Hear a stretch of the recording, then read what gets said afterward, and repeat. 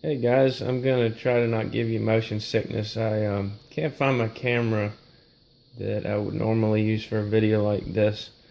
I'm gonna be going over a stock board modification that allows you to run four 14500s and two dummy cells.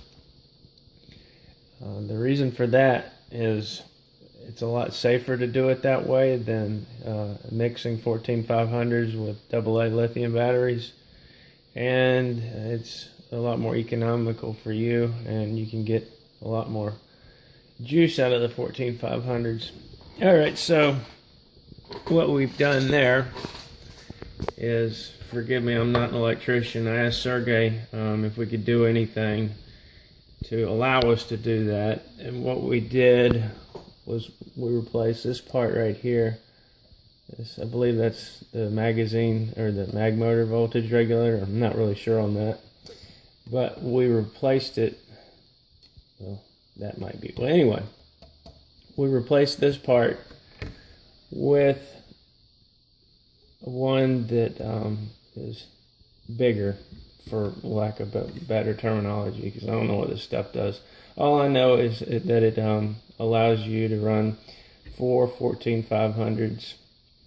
Also, we have the full auto wild chips. Both of these boards have been chipped, so they're full auto and ready to go. And a customer was also asking me about potentiometer adjustment. I've never done it, but here's how you do it. I've never done it, so I don't know which way you turn it. There's a flathead screw in there, and that's your potentiometer. You turn it either way. One direction is for lower pulse, and that'll give you more air, CO2, whatever kind of gas you're running, but your shots will be less powerful. And if you turn it the other way, it will give you more air to each shot. Your shots will be more powerful. You'll run out of air quicker.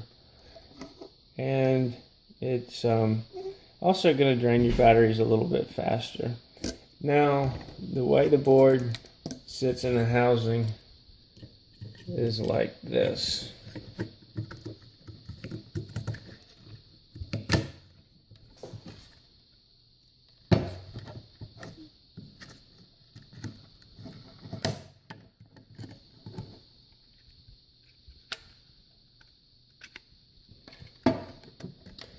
And I'm using this bumblebee housing to show you. On the bumblebees, they put a plug here that you could pop out from the inside. You see your potentiometer is right on the other side of that plug, so you could fool around with it that way. I'm not sure when they stopped putting the plugs in them, if it was in the Classics or if it was in the Blackbirds, but at some point they stopped putting the plugs in them. But there's still a raised dot there. They must have just left the plug in and made a new mold.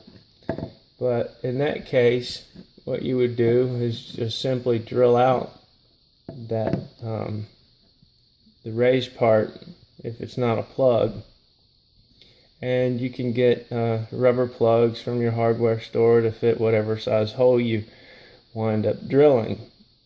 That way, if you have a chronograph, you can figure out your optimal setting that you prefer and go to town. I do have these wild chips available. They're 1200 RPM full auto chips, and plenty of Sergey's boards, so just hit me up. Later.